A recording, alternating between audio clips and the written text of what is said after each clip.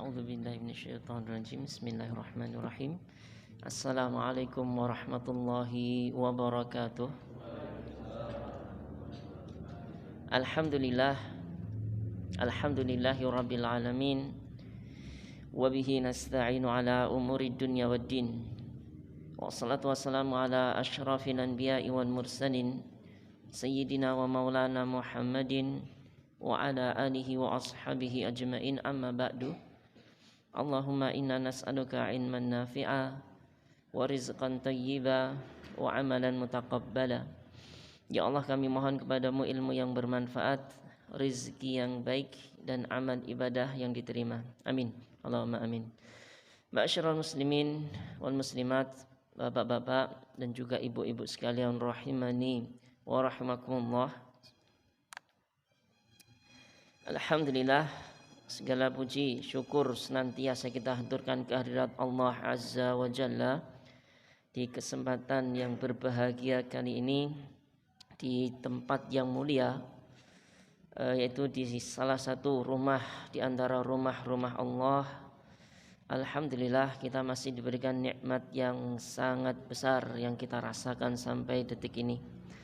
Baik itu nikmat iman, Islam, dua nikmat terbesar, bekal utama seorang hamba menghadap Allah kelak.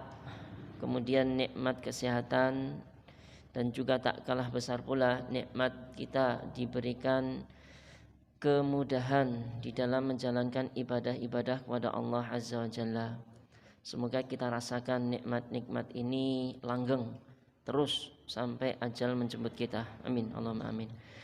Kemudian salawat dan salam semoga tetap tercurahkan kepada junjungan kita Nabi besar Muhammad sallallahu alaihi wasallam, kepada keluarga beliau tentunya, dan juga para sahabat beliau, dan juga orang-orang yang meniti jalan mereka dengan baik sampai hari kiamat kelak. Ma'asyiral muslimin dan juga muslimat rahimani wa rahimakumullah. Insyaallah di kesempatan kali ini akan kita lanjutkan kajian rutin kita membahas sebuah kitab yang berjudul Al-Fiqhu Al-Muyassaru fi Dhaw'il Kitab wa Sunnah. Fikih ringkas sesuai panduan dari Al-Quran dan Sunnah.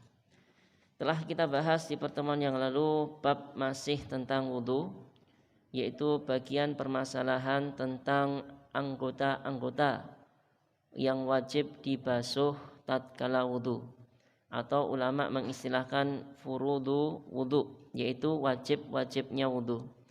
Total ada 6, ma'asyiral muslimin wal muslimat. Mungkin sedikit mengingatkan. Yang pertama, 4 itu anggota badannya yang wajib dibasuh tatkala wudu, harus kena. Yang pertama, wajah secara sempurna. Jadi batasan wajah itu dari atas tumbuh rambut kepala itu sampai ke dagu, dan ada rambut bagi laki-laki, jenggot yang tumbuh di sana, itu bagian atasnya, bagian memanjangnya, bagian apa ya, dari atas ke bawah. Kemudian kalau melebarnya dari telinga ke telinga. Jadi total keseluruhan wajah ini harus terbasuh dengan sempurna.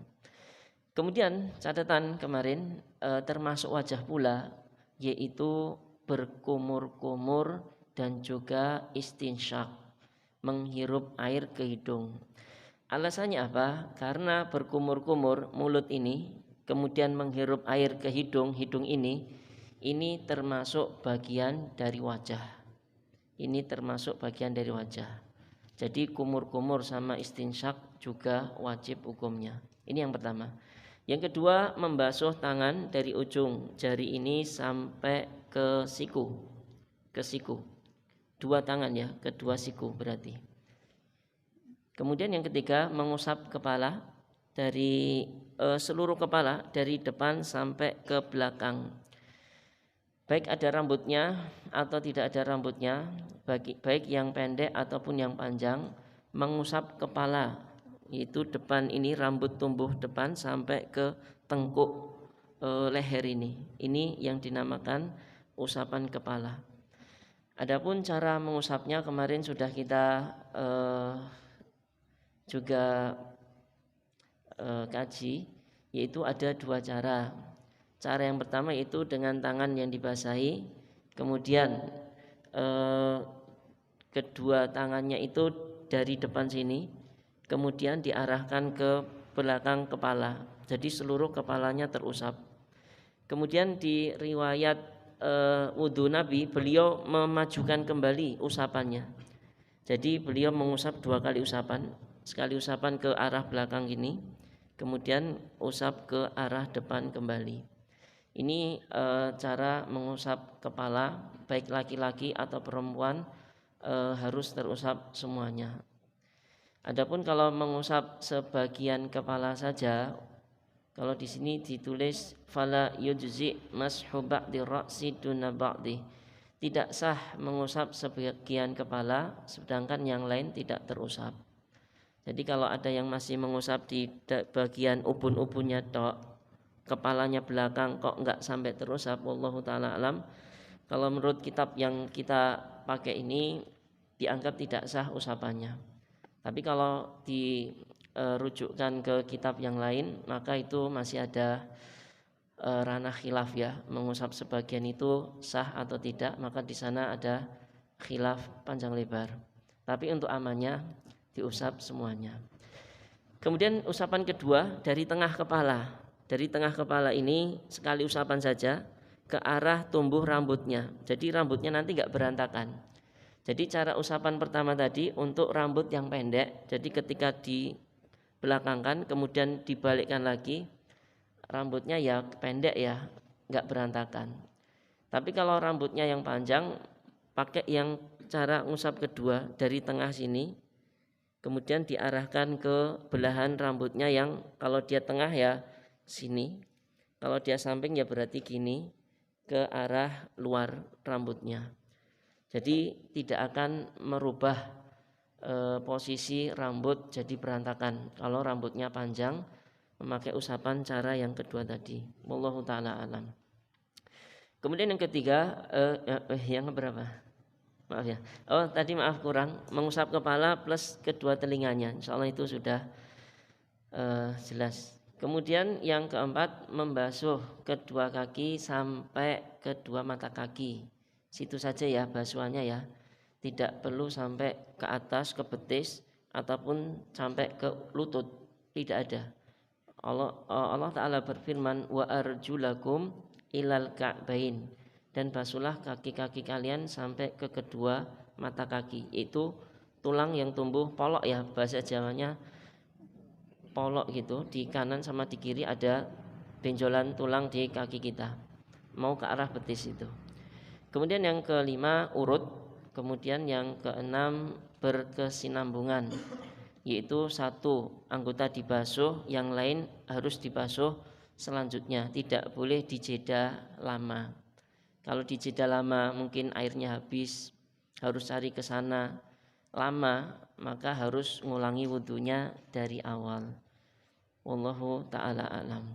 Itu kemarin yang kita pelajari. Kemudian akan kita masuki pembahasan berikutnya, ma'asyiral muslimin wal muslimat rahimani wa rahmakumullah, yaitu mas'alatul khamisah. Masalah yang kelima di bab wudu ini, sunanuhu, sunnah wudu. Di sana ma'asyiral muslimin wal muslimat ada perbuatan-perbuatan yang kalau ini dilakukan tatkala wudu, hukumnya disukai dan diberi ganjaran pahala bagi orang yang melakukannya. Tapi kalau hal ini ditinggalkan, falah haraja alaihi, enggak dosa. Nah, itu namanya perbuatan ini dinamakan sunnah wudu. Ada 8. Yang pertama, at-tasmiyatu fi awwalihi, mengucapkan bismillah di awal ketika wudu. Jadi pas mau wudu ke keran, bismillah. Nah, ini sunnah hukumnya. Berdasarkan sabda Nabi SAW, beliau mengatakan, la wudu'a liman lam yadhkurismallahi alaih. Tidak sempurna wudu itu bagi orang yang tidak mengucapkan nama Allah padanya. Jadi wudu dimulai dengan bismillah, hukumnya sunnah. Meskipun kalau kita mau bahas panjang lebar tentang bismillah niki nggih Pak Bu, panjang lebar khilaf di sana, ada yang bilang wajib, ada yang bilang sunnah tentang baca bismillah ini. Tapi kalau kita perhatikan dalil masing-masing pendapat ini, wallahu taala alam, kalau yang saya perhatikan, saya timbang lebih kuat yang di sini, hukumnya sekedar sunnah saja. Dalilnya apa? Di Quran, di sunnah tidak disebutkan bismillah. Jadi ketika Allah menjelaskan tentang ayat wudu di surat Al-Maidah ayat 6 itu, langsung ya di situ faghsilu wujuhakum. Cucilah wajah-wajah kalian, basuhlah wajah-wajah kalian dan seterusnya. Di hadis juga enggak ada Nabi mencontohkan kepada para sahabat ucapan bismillah ini disebutkan. Jadi wallahu taala alam, bismillah ini di awal ketika wudu hukumnya sunnah saja. Kemudian yang kedua, ini mungkin yang jarang kita lakukan ya, sunnah wudu yang kedua Pak Bu, yaitu as-siwak. Apa itu siwak? Membersihkan gigi, gosok gigi. Ini kalau terhitung dari hadisnya, sunnahnya enggak sunnah biasa ya, sunnah muakkadah, sunnah yang ditekankan, hampir mau diwajibkan oleh Nabi kita Sallallahu Alaihi Wasallam. Beliau mengatakan, laula an asyqa ala ummati la amartuhum bisiwaki ma'a kulli wudu. Seandainya aku tidak memberatkan umatku, pasti aku akan perintahkan mereka untuk bersiwak setiap mau wudu. Jadi kalau Nabi tidak memberatkan umatnya, maksudnya kalau perintah ini tidak memberatkan umatnya, pasti Nabi akan memerintahkan sampai wajib hukumnya. Tapi qadarullah, perintah bersiwak ini tidak sampai derajat wajib, hanya sekedar sunnah saja. Hanya sekedar sunnah saja. Kapan gosok gigi ketika wudhu ini dilakukan? Bisa yang pertama sebelum wudhu, silahkan gosok gigi.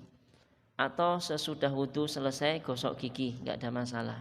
Atau kalau mau pas di tengah-tengah wudhu, yaitu tatkala kumur-kumur, yaitu pas basuh wajah tadi, kumur-kumur istinsyak dan wajah, di situ ada kumur-kumur itu.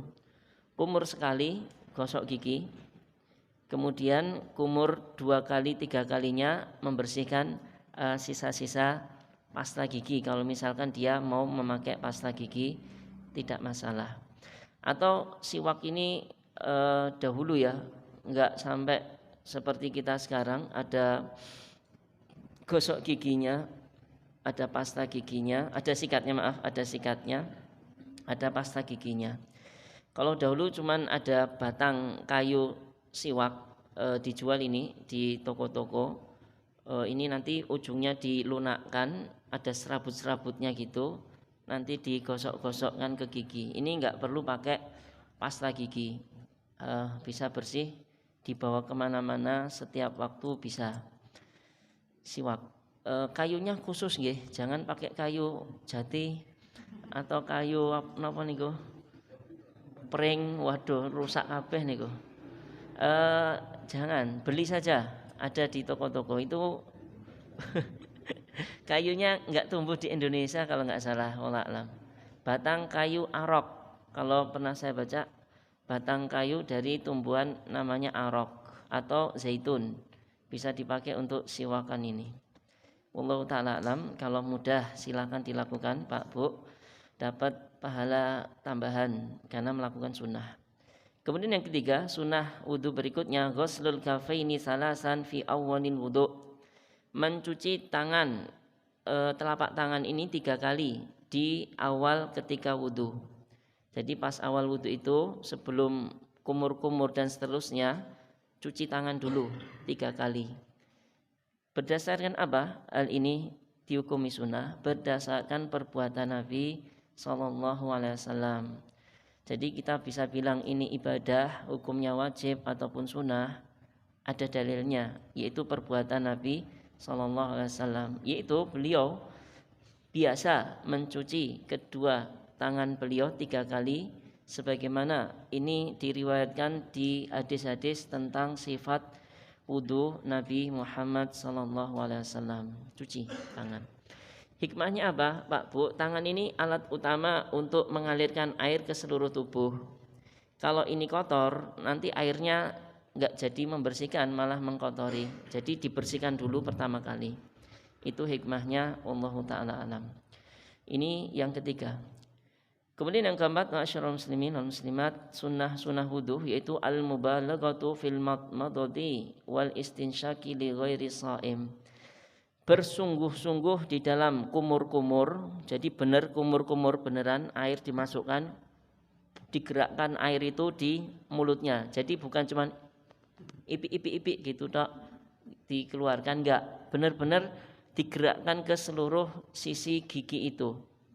Wal istinsak juga sama, disedot beneran sampai ke ujung dalam rongga hidung.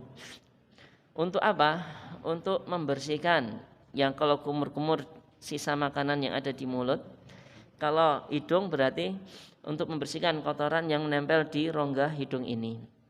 Kecuali satu orang yang tidak perlu sungguh-sungguh alias biasa saja, yaitu orang yang sedang puasa. Sedang puasa biasa saja kumur sama menghirup air ke hidungnya. Jangan sampai sungguh-sungguh ditiup, maaf dihirup beneran, saember habis. Wah, jadi kenyang itu. Puasanya jadi batal. Enggak bercanda. Dalilnya apa? Sungguh-sungguh dalam kumur-kumur dan istinsak ini, sabda Nabi SAW, beliau mengatakan, wabalik fil istinsyaki illa antakuna sha'iman. Hadis riwayat Abu Dawud, Nasai, dan hadis ini disahihkan oleh Syekh Al-Albani rahimahullahu taala.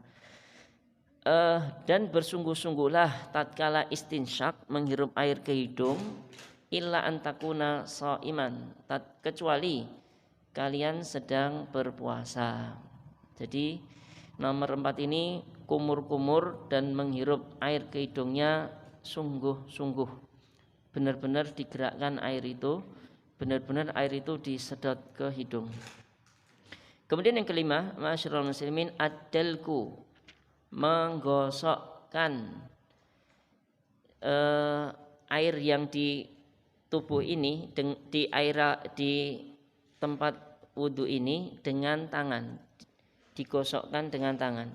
Jadi enggak cuman dihidupin keran, diairkan gitu tok, dialirkan itu sudah teranggap sah, diguyurkan tok sudah teranggap sah asal rata, tapi sunahnya digosok-gosok tangannya, kakinya, kemudian kalau wajah kepala digosok-gosok ya jelas itu ya. Tapi yang kadang dialirkan tok si tangan sama si kaki ini.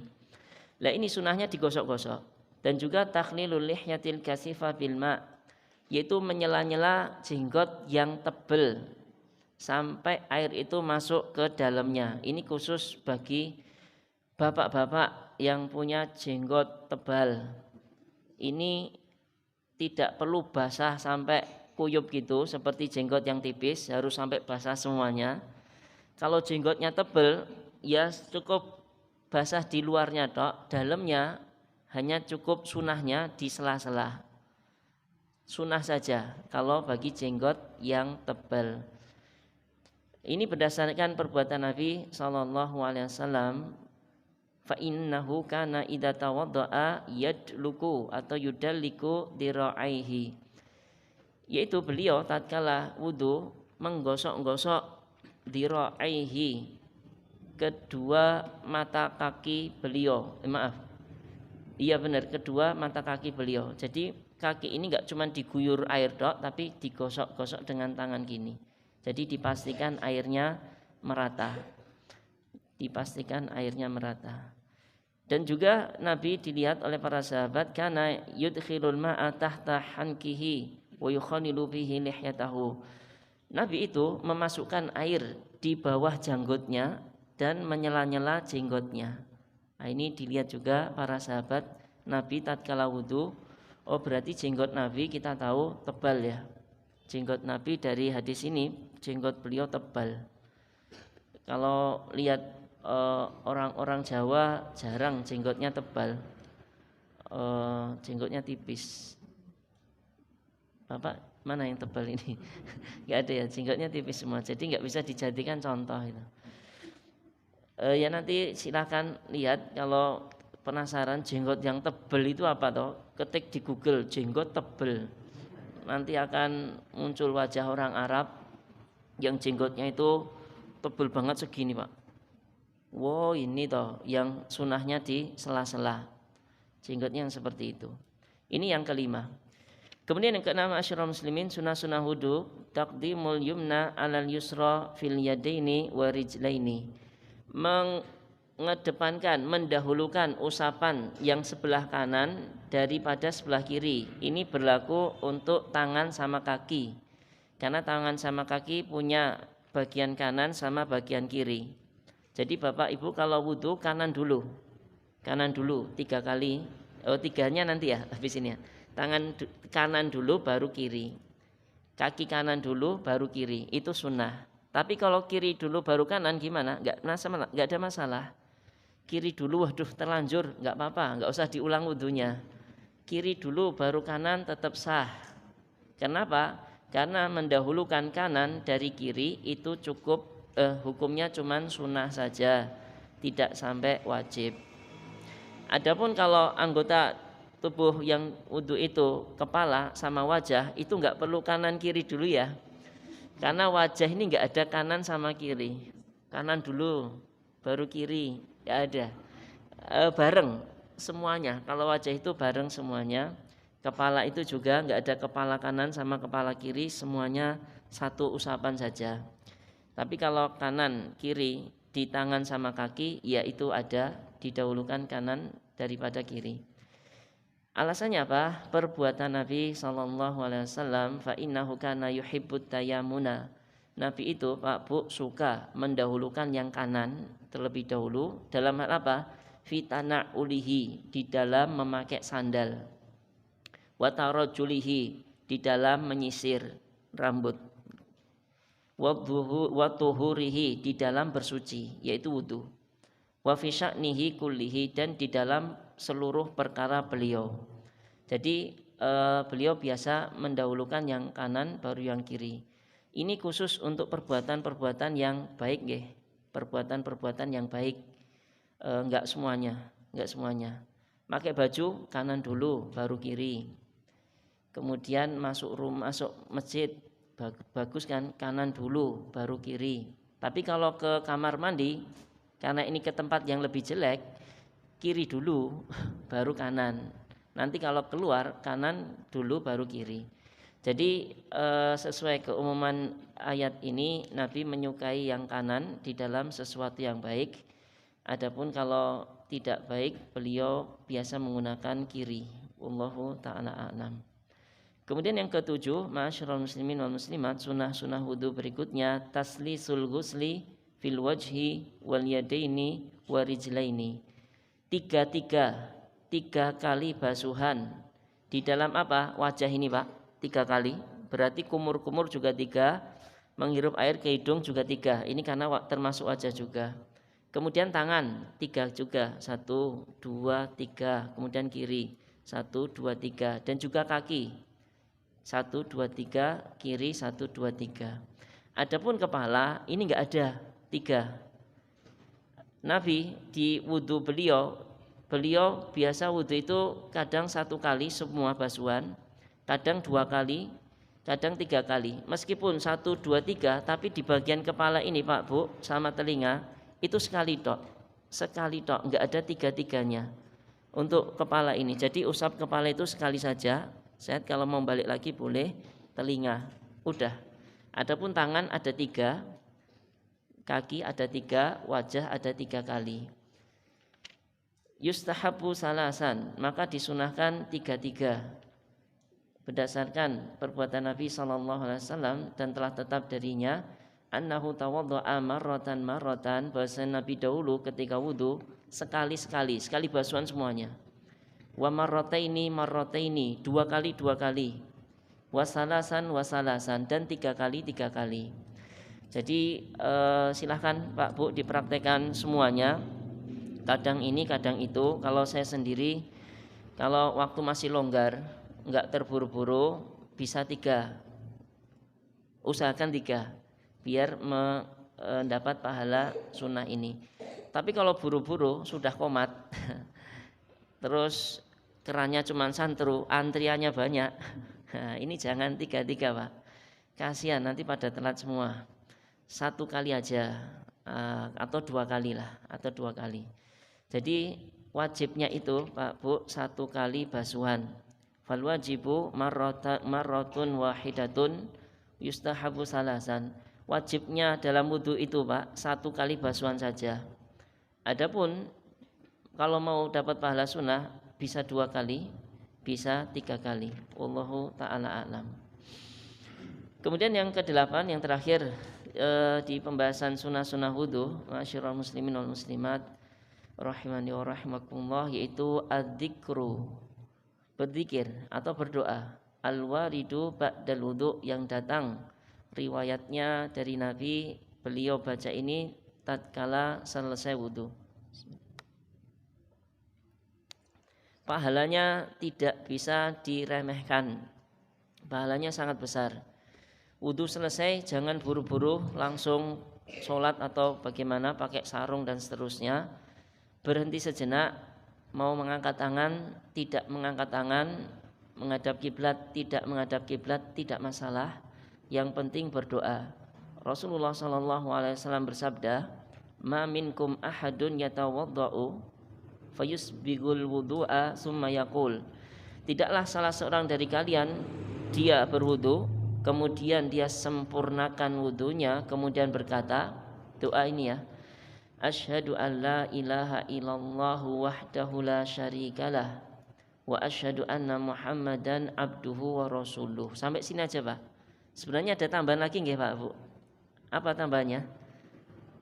Allahumma ja'alni minat tawwabina waj'alni minan mutatahhirin. Tapi kalau sampai sini saja sudah dapat pahala yang akan disebutkan di sini.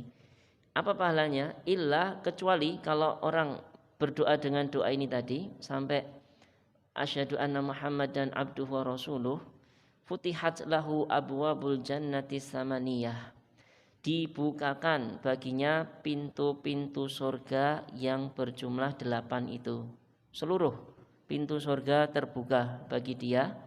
Yadkhulu min ayyiha sya'a, maka dia boleh masuk dari pintu manapun yang ia kehendaki. Jadi pintu surga itu Pak Bu jumlahnya 8. Gak bisa masuk pintu ini kecuali dia punya amalan khusus di pintu ini. Ada pintu itu namanya, kata Nabi, Babu Royan, pintu Royan. Di situ tidak ada yang boleh masuk kecuali orang yang punya apa Pak? Puasa, rajin puasa, berhak untuk masuk pintu ini.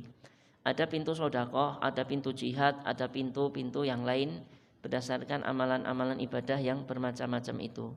Nah ini Pak Bu, dengan baca doa ini saja seluruh pintu itu terbuka bagi kita. Masuk pintu yang mana bebas, masuk pintu yang mana tidak akan dilarang. Wallahu ta'ala a'lam.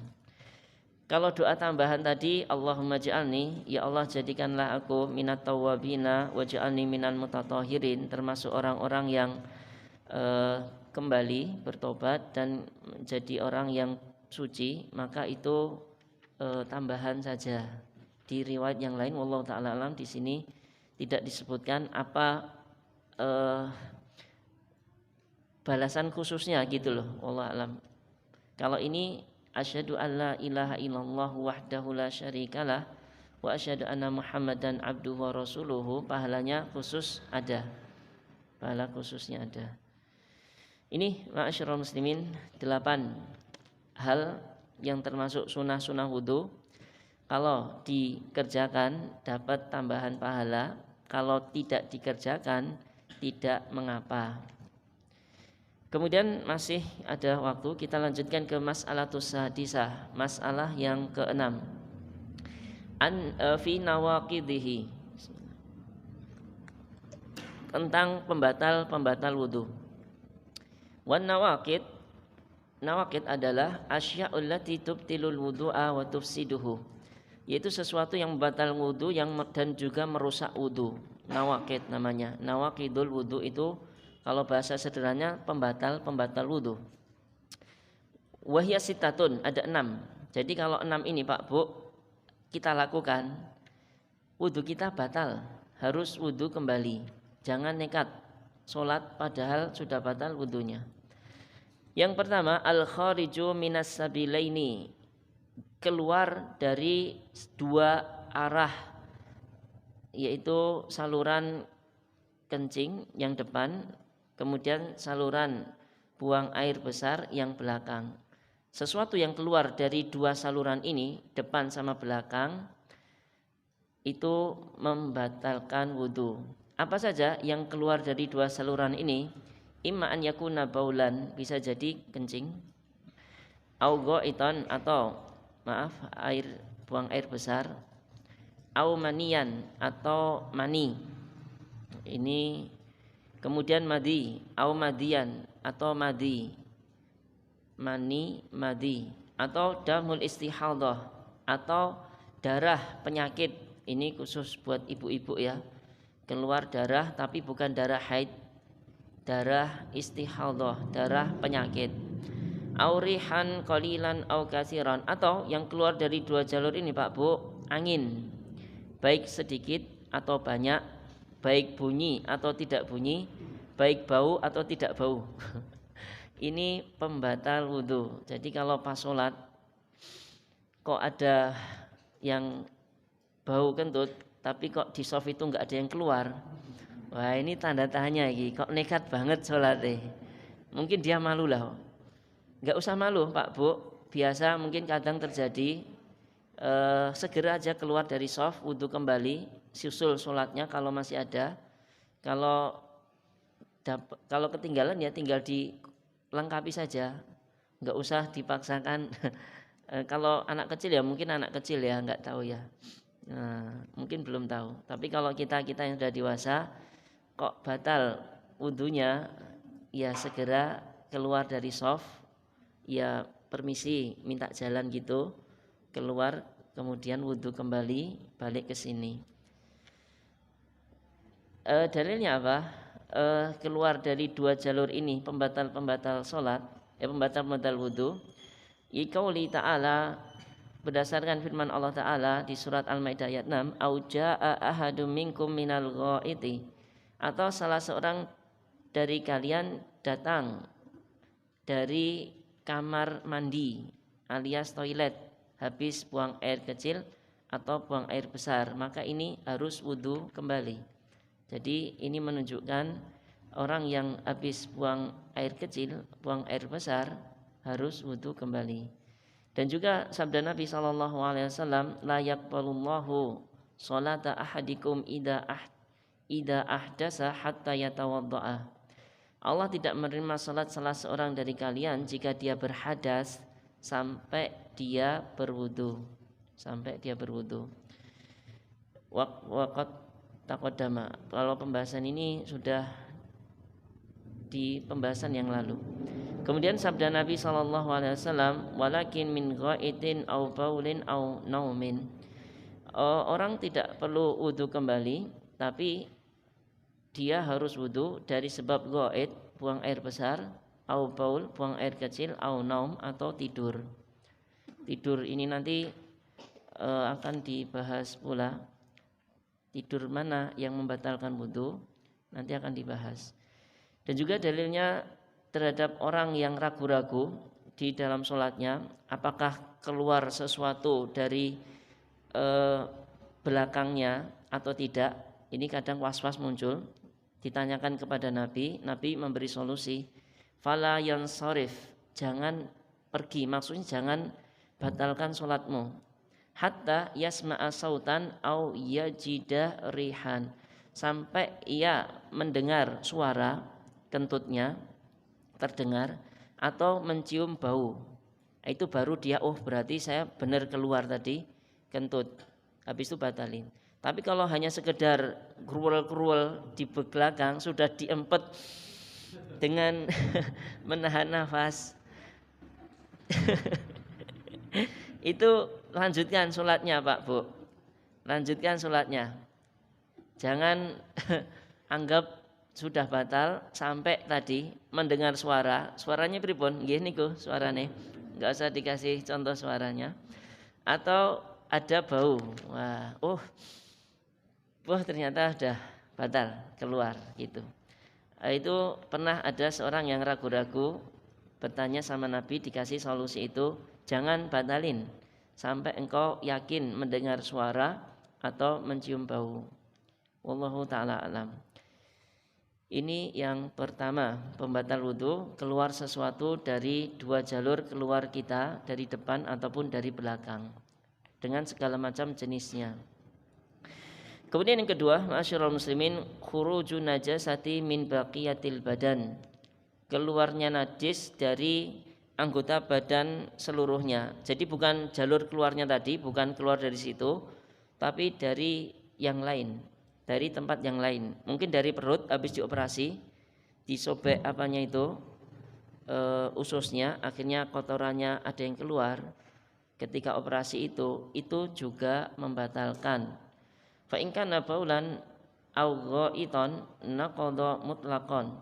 Kalau yang keluar dari tubuh ini najisnya berupa air kencing atau kotoran, ya gambarannya ya operasi tadi ya. Operasi tadi disobek saluran kencingnya, mungkin ada kencing yang keluar, maka wudunya batal. Ini kalau yang keluar itu maka wudunya batal secara mutlak, tidak ada khilaf di sana. Wa in kana ghairihima, tapi kalau yang keluar dari tubuh ini selain tadi kencing sama kotoran, seperti dam, yaitu darah, ada luka di tangan ini atau mimisan, wal qai, dan juga muntah. Ini terkadang muncul muntah ini. Fa in fahusha, ini ada perincian. Kalau darah yang keluar ini, muntah yang keluar ini, fahusha wa kasura, banyak, alias banyak banget yang keluar, fal aula, maka yang lebih utama an yatawaddo aminhu, dia wudu kembali. Amalan bil akhwat, mengamalkan kehati-hatian, mengamalkan yang hati-hati, mending wudu lagi karena muntahnya darah yang keluar tadi banyak. Fa in kana yasiran, adapun kalau sedikit, cuman tersayat sedikit pas ngiris berambang, cuman netes satu darah saja, fala yatawaddau minhu bil ittifaq, maka tidak perlu wudu kembali dengan kesepakatan para ulama. Kalau darahnya yang keluar dari tubuh ini cuman sedikit, kalau cuman sedikit, muntahnya yang keluar cuman sedikit, maka tidak membatalkan wudu. Kalau banyak, di sini nggak bilang membatalkan ya, tapi untuk kehati-hatian mending wudu kembali untuk mengamalkan kehati-hatian tadi. Wallahu ta'ala alam. Masih ada beberapa yang perlu dibahas tentang pembatal wudu, baru 2, masih ada 4 lagi. Insyaallah akan kita lanjutkan di pertemuan yang akan datang insyaallah ta'ala. Mungkin di waktu menjelang sudah isya ini, menunggu iqomat, ada beberapa waktu ini, silahkan kalau dari Bapak Ibu ada pertanyaan dari yang disampaikan, dipersilahkan. Oke. Yang pertama, kalau pas kita wudu ada teman yang bertanya kepada kita dan sekali 2 kali, itu lebih baik dijawab atau selesaikan wudu sendiri, Pak. Yeah. Yang kedua, kalau pakai jam tangan itu sebaiknya tangan kanan ke tangan kiri. Tentang pertanyaan pertama, ini maksudnya hukum berbicara ya ketika wudu. Kalaupun secara hukum hukum berbicara ketika wudu itu para ulama mengatakan boleh. Sebagian ulama lagi mengatakan makruh. Jadi enggak sampai derajat yang haram, tidak boleh itu. Tapi kalau nanti menimbang ini pembicaraan ini bisa ditunda atau harus segera dijawab, maka kalau bisa ditunda, tunda dulu. Selesaikan dulu wudunya. untuk bisa fokus ke wudhu ini itu lebih baik. Tapi kalau mau nggak mau harus segera dijawab, Pak, kuncinya ning di kebakaran iki, wudhu sik. Wah, iki harus dijawab Pak, nggak apa-apa. Berbicara ketika wudhu kembali ke hukum asal tadi, boleh, nggak ada masalah. Wallahu ta'ala alam. Kalau bisa ditunda, tunda. Kalau nggak bisa, nggak bicara, nggak ada masalah. Kemudian tentang jam tangan, pakai kanan atau kiri, wallahu ta'ala alam. Boleh dua-duanya Pak, kanan kiri bareng. Wallahu alam, saya kurang paham itu. Apakah ini harus wajib kanan atau wajib kiri, atau sunahnya kanan atau sunahnya kiri? Wallahu ta'ala alam. Nanti coba saya cari dulu ya Pak, saya cari dulu. Kemudian maaf, kemarin ada sedikit pertanyaan yang terlewati dari ibu-ibu yang kita tunda, yaitu hukum berwudu ketika masih pakai make up. Yang gimana Bu? Ya, yang make up ya. Maka tentang masalah ini ada dua jenis make up Bu. Make up yang pertama, make up yang tebal dan dia memiliki lapisan, dan make up ini menghalangi air sampai ke wajah. Maka kalau jenis make up seperti ini harus dibersihkan terlebih dahulu. Harus dibersihkan terlebih dahulu. Kemudian yang jenis make up kedua, make upnya itu tipis dan dia hanya sekedar warna saja, tidak sampai ada lapisan di sana. Seperti contoh make up yang ini yaitu kenapa nih? Bukan itu, yang di bulu itu loh. Yang di mata itu sama yang di tangan ini. Celak sama pewarna kuku yang pakai pacar itu. Maka ini hanya sekedar warna saja, tidak sampai melapisi sehingga menghalangi air ke kulit. Maka make up yang tipis seperti ini tidak perlu dihilangkan terlebih dahulu, langsung wudu tidak masalah. Wallahu ta'ala alam. Kemudian kedua, kemarin ditanyakan tentang baju yang ibu-ibu yang sempit sampai ke lengan ini, lengannya sampai enggak bisa diangkat. Maka dahulu Nabi pernah memakai baju yang seperti ini. Di hadis disebutkan didatangkan air untuk wudu, tatkala sampai tangan ternyata beliau kerah, ujung baju beliau terlalu sempit, akhirnya tidak sampai ke sikunya. Apa yang dilakukan beliau? Beliau lepas bajunya,